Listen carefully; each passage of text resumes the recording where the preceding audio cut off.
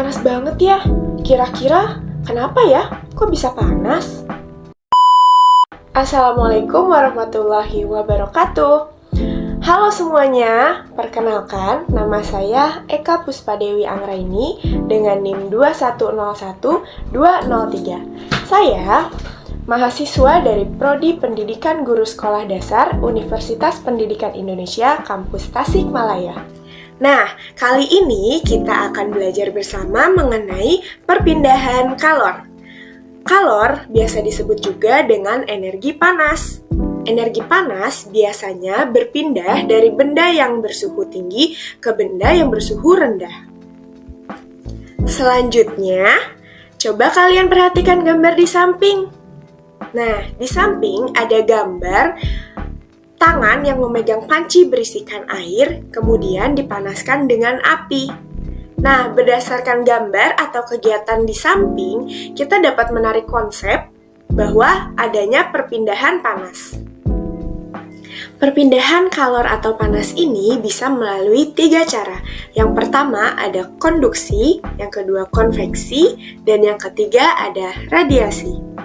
Lalu, apa sih konduksi, konveksi, dan radiasi itu? Yang pertama akan kita bahas yaitu perpindahan kalor melalui cara konduksi. Konduksi merupakan perpindahan kalor atau panas melalui zat perantara tanpa memindahkan perantaranya. Sebagai sebuah contoh, ketika kita memegang sebuah besi yang dipanaskan, tangan kita pun akan ikut merasakan hangat atau panas. Hal tersebut terjadi karena adanya perpindahan dari api ke tangan melalui zat perantara. Zat perantara di sini yaitu besi. Contoh yang selanjutnya adalah ketika kita menuangkan air panas ke dalam gelas, kemudian kita taruhkan sendok di dalamnya. Setelah didiamkan beberapa saat, sendok pun akan terasa hangat atau panas ketika kita pegang. Hal tersebut terjadi karena adanya perpindahan panas dari air ke tangan melalui sendok. Lalu, zat atau benda perantara ada apa aja sih? Benda perantara terbagi menjadi 2, yaitu konduktor dan juga isolator.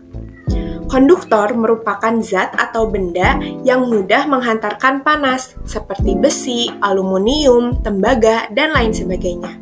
Jadi, ketika kita menggunakan bahan-bahan konduktor ini, panas akan lebih cepat merambat. Sedangkan isolator merupakan zat atau benda yang sukar menghantarkan panas, seperti kayu, kain, plastik, dan lain sebagainya.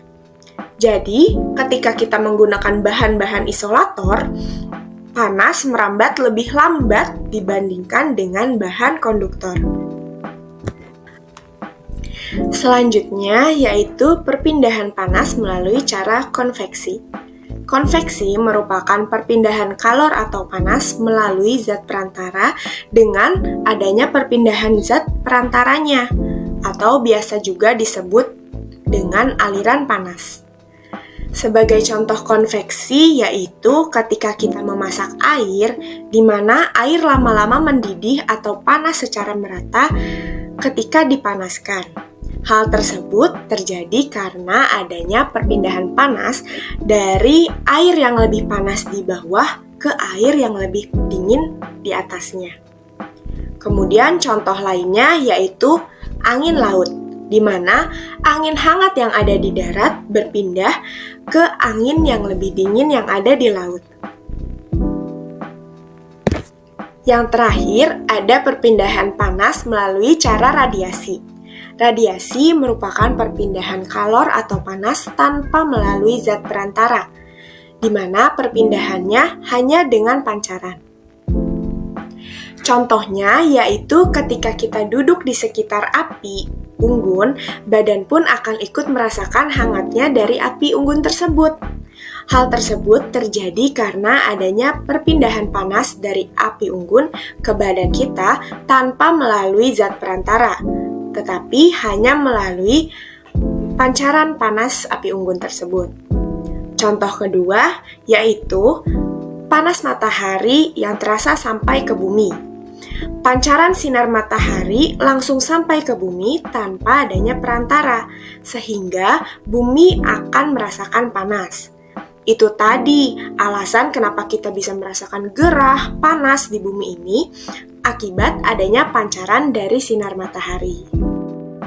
Nah, itu tadi materi mengenai perpindahan kalor atau panas. Semoga bermanfaat.